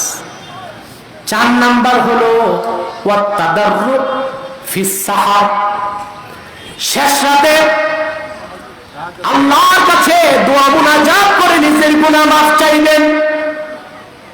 তাদাররু ফিস সাহার, শেষ রাতে একটু কান্নাকাটি করবেন আল্লাহর কাছে। আপনার চোখ থেকে 2 ফোঁটা পানি বের হওয়ার সাথে সাথে জীবনের গুনাহগুলোকে আল্লাহ মাফ করে দেবেন। কয়টা হলো? 5 নাম্বার হচ্ছে মুজালাসাতুস সুলাহা, নেককারদের সাথে উঠা বসা করবেন। এই যে আল্লাহওয়ালা পীর বুজুর্গের কাছে গেলে ফায়দা কি? কোন আল্লাহওয়ালা নেককার বুজুর্গের সামনে চুপচাপ বসে থাকলেও আপনার অন্তর সাফ হতে থাকবে। সবক লাগবে না, সবক লাগবে না। সুবহানাল্লাহ। একজন নেককার আল্লাহওয়ালা বুজুর্গের কাছে বসে থাকবেন একদম চুপচাপ, তার রুহানি তাওয়াজ্জুর কারণে আপনার অন্তর পরিষ্কার হতে থাকবে।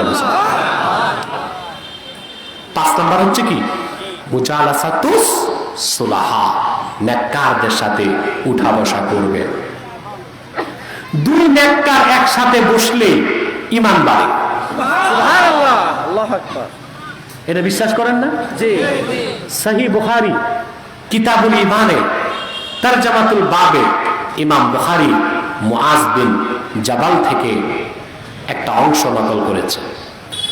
হযরত মুআজ বিন জাবাল রাদিয়াল্লাহু তাআলা আনহু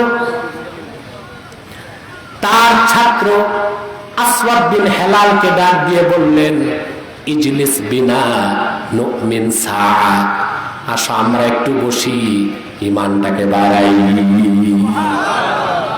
দুইজন নেককার, দুইজন আল্লাহওয়ালা বুজুর্গ যখন এক জায়গায় বসে যায়, দিনের কথা বলে জিকির ফিকির করে, আল্লাহ তাদের ঈমানটাকে বাড়ায় দেন। সেজন্য 5 নাম্বার হচ্ছে নেককার আল্লাহওয়ালা বুজুর্গের কাছে যখন যাবেন, আপনার অন্তরের সব রোগ ব্যাধি আল্লাহ দূর করে দিবে। আমরা এতক্ষণ প্রায় তো 1 ঘন্টার বেশি সময় আমরা আমাদের অন্তর নিয়ে, হৃৎপিণ্ড নিয়ে কথা বললাম। আজকে আলোচ্য বিষয়টা বুঝছেন তো? অন্তরের রোগ কি, অন্তর কত প্রকার, অন্তরের রোগ কত প্রকার, ঔষধ কি। আপনি যদি 5টা ঔষধ দিয়ে আপনার অন্তরটা ঠিক করতে পারেন, আপনার অন্তর হয়ে যাবে 1 নাম্বার কলবুন আজরা। সেই অন্তর থেকে শুধু নূরের বিচ্ছুরণ ঘটবে, বলেন সুবহানাল্লাহ। এখন আপনি কেমন করে বুঝবেন আপনার অন্তর প্রথমটা হয়েছে? এটা বলে দিব আলামত। কথা বলেন আমার ভাইয়েরা, আপনার অন্তরে যখন নূর বেড়ে যাবে, মারিফতের নূর যখন চূড়ান্ত পর্যায়ে যাবে, মোল্লা আলী কারি মিশকাতের শরামের কাতে লিখেছেন, ফায়াজহারু লাহু গায়বুল গায়ব, আল্লাহ তার অন্তরে ইলমে মুকাশাফা দান করে দিবেন। সে এমন কিছু দেখতে পাবে অন্যরা যা দেখে না। হাদিস এসছে কানজুল উম্মানে, রাসূল করিম সাল্লাল্লাহু আলাইহি ওয়াসাল্লাম ইরশাদ করেছেন, ইত্তাকু ফিরাসাতাল মুমিন ফাইন্নাহু ইয়ানজুরু বিনূরিল্লাহ।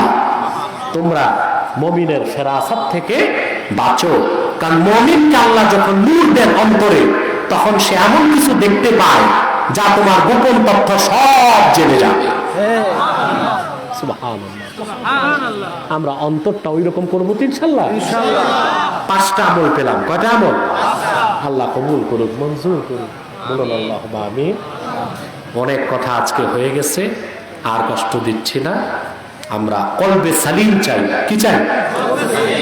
কিভাবে কলবে সালিম হবে তার সব প্রেসক্রিপশন আমরা পেয়েছি। এবার কাজ হচ্ছে ঔষধ গ্রহণ। আপনারা দাঁড়াচ্ছেন কেন? আমি তো উঠি নাই এখন। আমি উঠলে দাঁড়ান, নামাজের যথেষ্ট সময় আছে, পাবেন, ঠিক কিনা? আমি মুসাফির, এখান থেকেই রওনা দিব এয়ারপোর্টের উদ্দেশ্যে। 2 রাকাত নামাজ পড়ে ফেলবো। আপনারা মাঠে হোক মসজিদে হোক আসর নামাজ পড়ে নেবেন। আমি আবারও প্রশ্ন করছি, আজকে 1 ঘন্টার উপর আমি যে বক্তব্য দিলাম, আলোচ্য বিষয় বুঝতে পেরেছেন? আমি যথেষ্ট চেষ্টা করেছি। যেভাবে আমি আমার ছাত্রদেরকে হাদিস শরীফ পড়াই, বুঝাই, ঠিক সেই স্টাইলে আপনাদেরকে চেষ্টা করেছি। যদি না বুঝেন ওটা আমারই ব্যর্থতা, আর যদি বুঝে থাকেন সেটা আল্লাহর দয়া। সাদাকাল্লাহুল আযীম ওয়া সাদাকা রাসূলুহুন নবিয়ুল কারীম ওয়া নাহনু আলা যালিকা মিনাশ শাহিদিন ওয়াশ শাকিরিন আলহামদুলিল্লাহি রাব্বিল আলামিন। হ্যাঁ, বলে দিব ইনশাআল্লাহ। আপনার মাদ্রাসা তো দেখাই যাচ্ছে না? আচ্ছা আচ্ছা, একদিন দাওয়াত দিয়ে এলাকাবাসী খাওয়াইছেন না? খাওয়াইতে হবে। মাদ্রাসায় কিছু নিতে হলে কিছু দিতে হবে।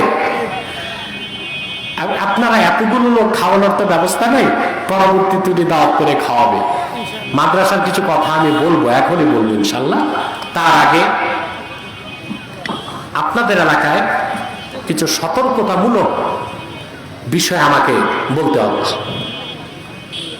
আপনারা এখানে বিভিন্ন দলের লোক আছে, আছেন না? কথা বলেন। কিন্তু এখানে কোনো দলাদলি আছে? মারামারি, ঝগড়া ফাসাদ? কারণ আসলে আমাদের এখানে একটাই পরিচয়, আমরা মুসলমান। ঠিক কিনা? আমি বলবো দলীয় মতভেদ থাকতেই পারে, তা থাকবে রাজপথে, সংসদে। এলাকাতে সকল দলের মুসলমান আমরা মিলেমিশে থাকবো। পারবেন তো ইনশাল্লাহ? পারবেন না? দেখুন, দল নিয়ে কোনো মতভেদ নাই, একটি ক্ষেত্রে ঐক্যবদ্ধ হবেন। সেটা কি? সকল কাফের মুশরিক, ইসলামের শত্রু যারা, তাদের বিরুদ্ধে আপনাদের সকল দলের মুসলমানকে ঐক্যবদ্ধ হতে হবে। যদি ঐক্যবদ্ধ না হন, অস্তিত্ব হারাবেন, দেশও হারাবেন। ঠিক কিনা? বাংলাদেশে এই লোকগুলো বেশি তাড়াহুড়ো, চলে গেছে, চলে যাক। কেউ ইমাম সাহেব, কেউ মুয়াজ্জিন সাহেব। সময় মতো মসজিদে না গেলে দেখা যাবে ওনাদের চাকরি চলে গেছে, বাকি একটা লোকও উঠবেন না। ঠিক আছে? আমি খুব কম সময়ে ছেড়ে দেব। প্রিয় সুধী, ইসলাম ও মুসলমানের বিরুদ্ধে বাংলাদেশে যারা কাজ করছে, তাদের মধ্যে সবচেয়ে নিকৃষ্ট হচ্ছে কাদিয়ানী সম্প্রদায়। নিঃসন্দেহে তারা কাফের এবং অমুসলিম। তাদেরকে যারা কাফের বলবে না, তারাও কাফের। কারণ তারা আল্লাহর আখিরি নবী মুহাম্মদ সাল্লাল্লাহু আলাইহি সাল্লামকে আল্লাহর শেষ নবী হিসেবে বিশ্বাস করেন। চিল্লায় বলেন নাউযুবিল্লাহ। এই জন্য তারা কি? সর্বশক্তি দিয়ে বলেন তারা কি? অমুসলিম এবং কাফের। তারা মানুষকে ধোঁকা দেওয়ার জন্যে মুসলমানদের মতো নাম রাখে, টুপি লাগায়, দাড়িও রাখে। তাই বলি কি তারা মুসলমান হবে? দাড়ি রাখলেই কেউ যদি মুসলমান হতে পারত, তো রবীন্দ্রনাথ ঠাকুরের চেয়ে বড় মুসলমান কেউ হইত। সে কি মুসলিম ছিল না মুসলিম? এক শয়তান বোতল ভর্তি পেশা লেভেল ফিট করছে শরবত। ওটা কি শরবত হবে? ভিতরে কি? তদ্রুপ কাদিয়ানীরা অমুসলিম। আব্দুল আউয়াল, আব্দুল সামাদ, মুবাশশির আলী, কবির চৌধুরী এসব নাম রাখার দ্বারা তারা মুসলমান হতে পারে না। ভাইয়ের আমার, বন্ধুরা আমার আল্লাহ নূর নবী আমার মুহাম্মদ সাল্লাল্লাহু আলাইহি ওয়াসাল্লামের ইসলাম ও কোরআনের হাজার হাজার হাজার বছর পরে বর্তমান ভারতের কুখ্যাত পাঞ্জাবের কুখ্যাত গুরুদাসপুরের কুখ্যাত কাদিয়ানে এক শয়তান ইংরেজ আমলে মিথ্যা নবুয়ত দাবি করেছে। চিল্লায় বলেন নাউযুবিল্লাহ।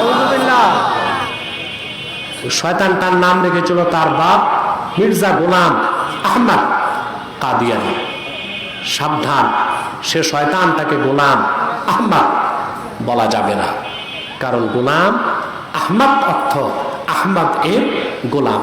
কোন কাফের কোনদিনও গোলাম আহমদ এর গোলাম হতে পারে না। আর কাদিয়ানের কাজ্জাব ছিল শেষ দরজার কুখ্যাত কাফের।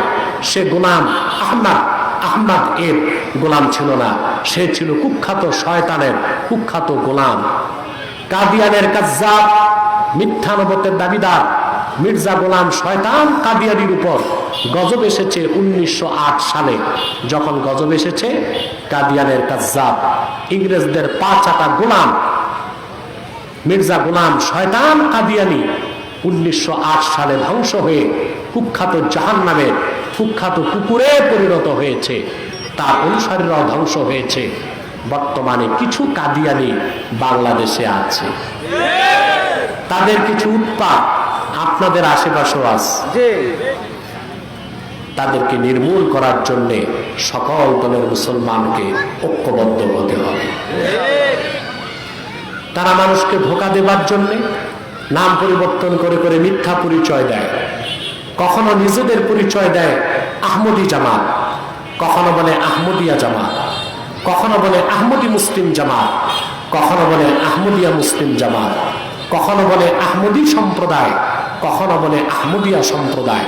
সাবধান, যত কাদিয়ানি ছিল আছে থাকবে, তারা কেউ আহমদি জামাত নয়, আহমদিয়া জামাত নয়, আহমদি সম্প্রদায় নয়, আহমদিয়া সম্প্রদায় নয়, আহমদি মুসলিম জামাত নয়, আহমদিয়া মুসলিম জামাত নয়। তারা শয়তানি জামাত, কুখ্যাত জাহান্নামের কুখ্যাত কুকুরের দল। আমাদের সকল দলের একটাই দাবি, অনতিবিলম্বে স্বাধীন বাংলায় শয়তান কাদিয়ানীদেরকে রাষ্ট্রীয়ভাবে অমুসলিম ঘোষণা করতেই হবে, করতেই হবে, করতেই হবে। এই দাবি আদায়ে যদি জান ও মাল দিতে হয়, আমরা কারা কারা প্রস্তুত আছি? হাত তুলে।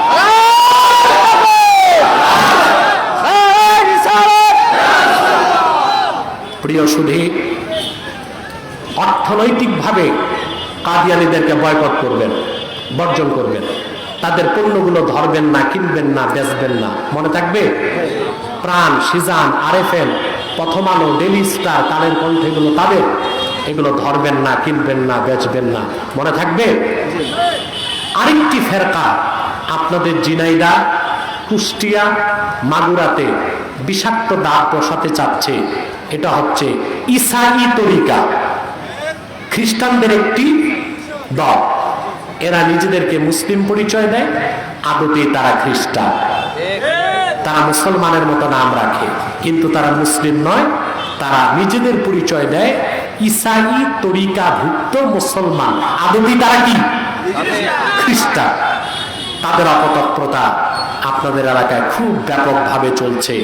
তাদের প্রতিহত করার জন্য ওলামায়ে কেরামকে এগিয়ে আসতে হবে। সেই নেতৃত্ব দেবার জন্য তাহরিকে খাতমে নবুওয়াত বাংলাদেশ আপনাদেরকে সহযোগিতা করবে ইনশাআল্লাহ।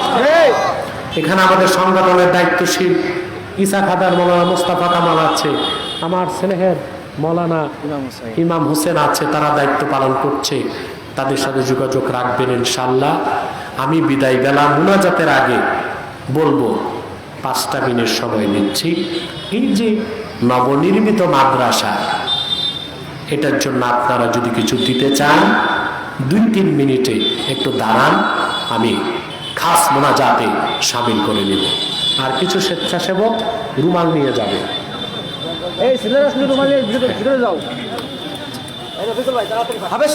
আর একটি লোক দাঁড়াবেন না, এক্ষুনি মোনাজাত হয়ে যাবে।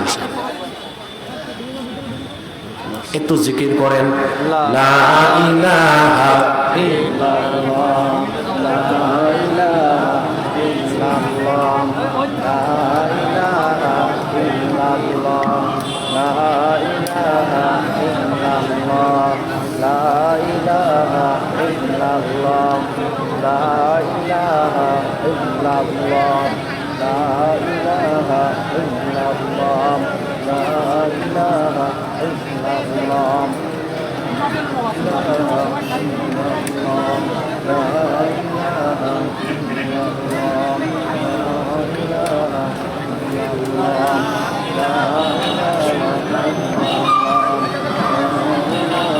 মোহাব্বতে লা ইলাহা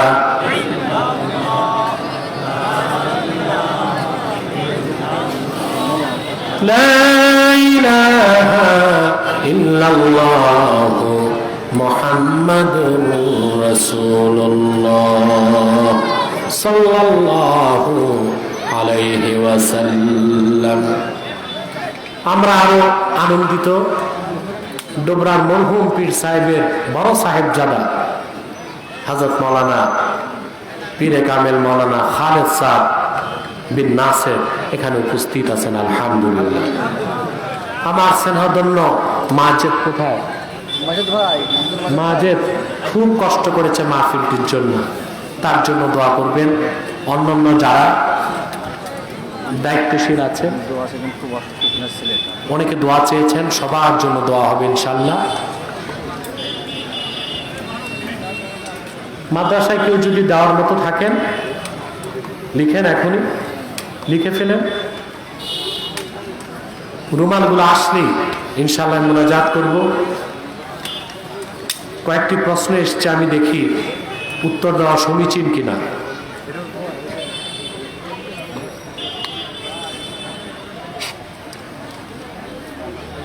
জনৈক বক্তা বলেছে হযরত মুআবিয়া রাদিয়াল্লাহু তাআলা আনহুর স্ত্রী, এখানে নাম লিখেছে মারাজানা, তার নাম মারাজানা না, শব্দটা তিনি লিখতে পারেন নাই। তিনি নাকি খ্রিস্টান ছিল না, এরকম কথা ঐতিহাসিকভাবে প্রমাণিত নয়। হযরত মুআবিয়া রাদিয়াল্লাহু তাআলা আনহুর কোনো স্ত্রী খ্রিস্টান ছিল, এটা নির্ভরযোগ্য কোনো কিতাবে পাওয়া যায় না। আহলুত তাশাইয়্যু শিয়া সম্প্রদায় এই অপপ্রচারগুলো করে থাকে। হিন্দা ও খ্রিস্টান মারজানার উত্তরসূরি রক্ত হলো কুখ্যাত এজিদ। এজিদ কুখ্যাত, তাতে সন্দেহ নেই। এজিদকে আমি মুসলমানও মনে করি না, বেঈমান মনে করি। এবং আমি বাংলাদেশে বড় গলায় বলি এজিদ কাফের ছিল, কিন্তু তাই বলে হযরত মুআবিয়া রাদিয়াল্লাহু তাআলা আনহুকে দোষারোপ করা যাবে না। যেমন নূহ নবীর ছেলে ছিল কেনান ছিল কাফের, তাতে নূহ নবীর দোষ ছিল না। ইয়াজিদ ছিল গোমরাহ পথভ্রষ্ট, সে কারণে হযরত মুআবিয়াকে দোষারোপ করার সুযোগ নেই। হযরত মুআবিয়ার ব্যাপারে আমরা কি ধারণা রাখব? তিনি জলিলুল কদর সাহাবী এবং তিনি কাতিবে ওয়াহী। অন্য সাহাবীদেরকে আমরা যেরকম সর্বোচ্চ সম্মান ও মর্যাদা দেই, ওই রকম সম্মান ও মর্যাদা আমরা হযরত মুআবিয়াকে দেই এবং দিতে বাধ্য।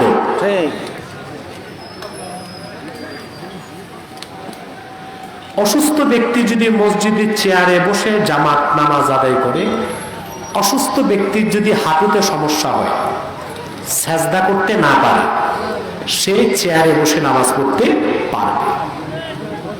চেষ্টা করবে মসজিদে পা ভেঙে বসবে, মুরাব্বা 4 ঝানু করে বসে নামাজ পড়বে। কিন্তু যদি দেখা যায় যে না, হাঁটুটাই ভাঙতে পারে না, সেজদা তো করতেই পারে না, ওই রকম রুগী চেয়ারে বসে নামাজ পড়লে নামাজ হবে।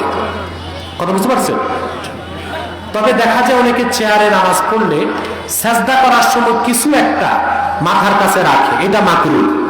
জাওহারাতুন নাইয়ারাতে এসেছে ওয়ালা ইয়াজআলু আমামাহু শাইআ, নামাজ পড়ার সময় তার কপালের সামনে কিছু রাখবে না, শুধু ইশারা করবে, রুকু করবে যতটুকু, সেজদা করবে আরেকটু বেশি।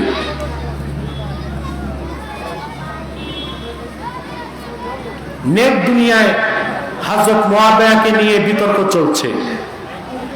কিছু মাওলানা বলছে মুআবিয়া মুনাফিক ছিল, নাউজুবিল্লাহ। এটা তো কোনো মাওলানা বলতে পারে না। কুখ্যাত শিয়াদের দালাল যারা, ওইসব মৌলবীরাই হযরত মুআবিয়াকে মুনাফিক বলতে পারে। এইসব মৌলবীর কথায় বিভ্রান্ত হবেন না।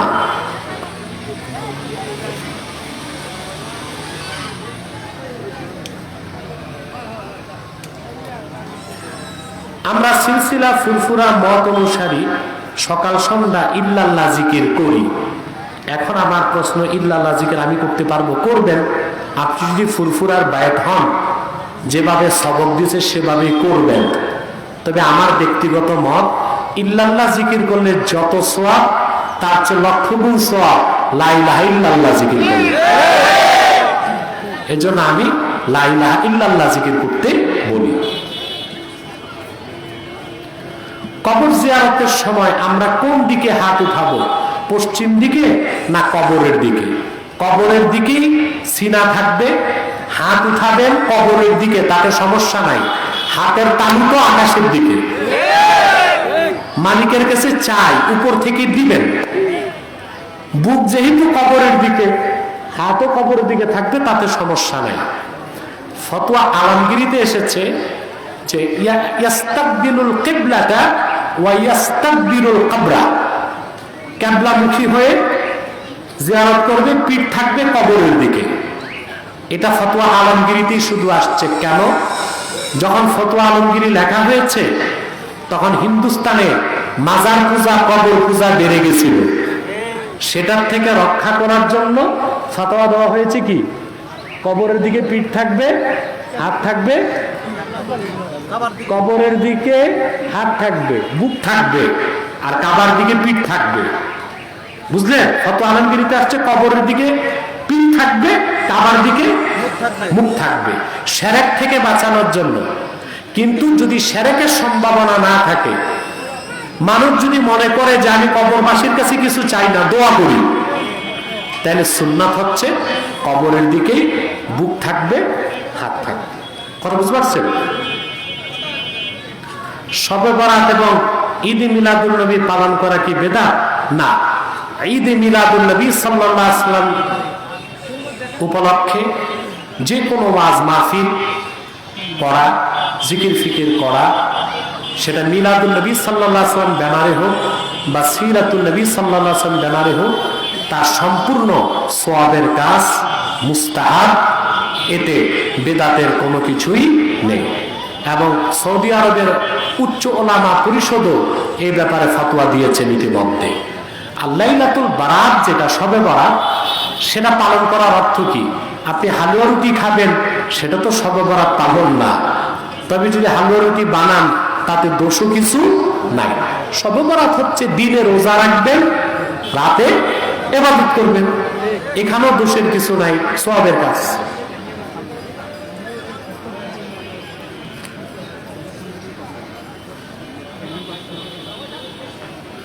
আমাদের সমাজে জায়গা জমি টাকার মাধ্যমে, ঘুরি টাকার মাধ্যমে বন্ধক রাখা হয়। দয়া করে ইসলামী শরঈ মাসালা বলে সবাই উপকৃত।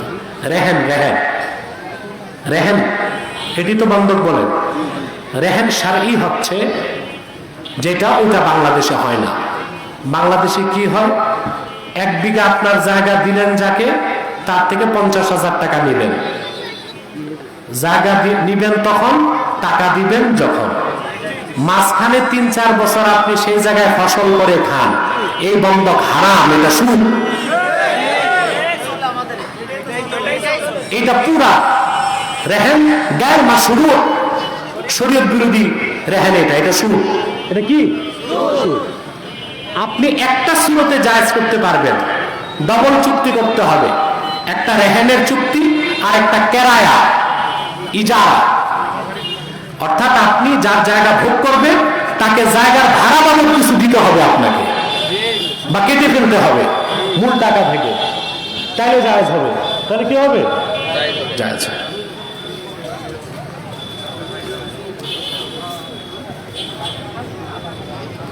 মাগুরাতে আলহামদুলিল্লাহ ঈসা খাদা দরবারে আমাদের নারায়ণগঞ্জে যে প্রতিষ্ঠান মারকাজু তাহরিকে খাপ্পে নবুয়াত কারামাতিয়া মাতলামুল মাদ্রাসা, ইতিমধ্যে যে প্রতিষ্ঠান বাংলাদেশের বিভিন্ন জায়গায় দারসে নেজামি এবং জেনারেল শিক্ষাকে এক করে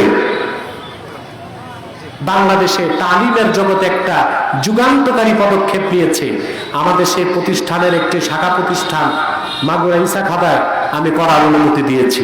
আপনারা তাদের সাথে থাকবেন। আরেকটি প্রশ্নের পর আর কোনো উত্তর আমি দেব না, সময় কম।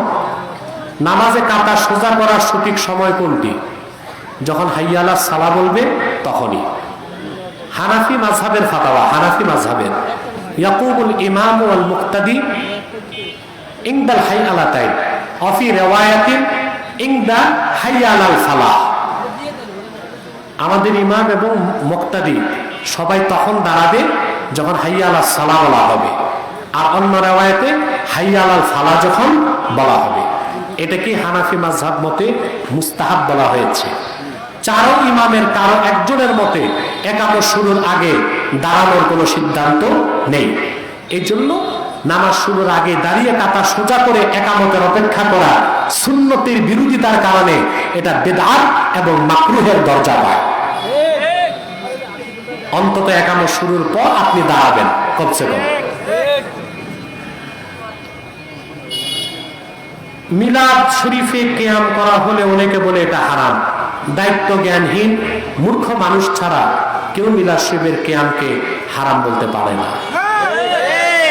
মিলাদ শরীফের কিয়াম মুস্তাহাব, মুস্তাহসান, করলে সওয়াব আছে, না করলে গুনাহ নাই। কিন্তু যারা হারাম বলবে তারা ফিতনাবাজ ও গোমরাহ বলে পরিগণিত হবে। শেষ হয়ে গেছে। মসজিদের টাইলসে কাবা ঘরের ছবি লাগিয়ে ইমামের সামনে দেওয়া নামাজ আদায় করা ইসলামে কি জায়েজ আছে? দেখেন ইমাম সাহেবের দৃষ্টি তো বারবার কাবা ঘরের দিকে যাবে, এতে নামাজে তার ইখলাস সরে যেতে পারে, এটাও মাকরুর মধ্যে পড়ে।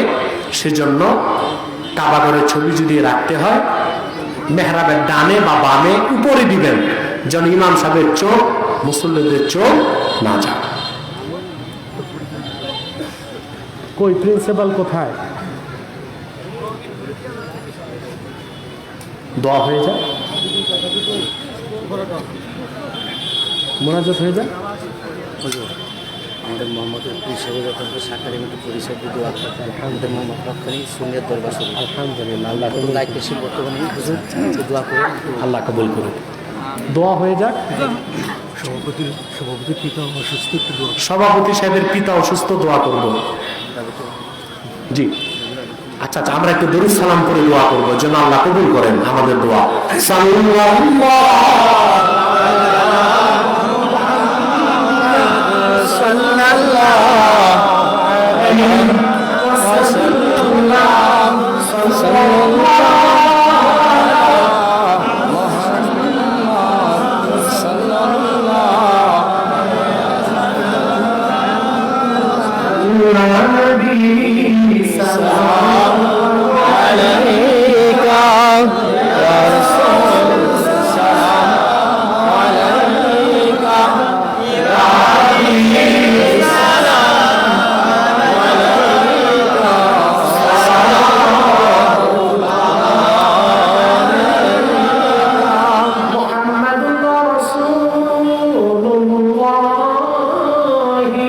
صلى الله عليه وسلم.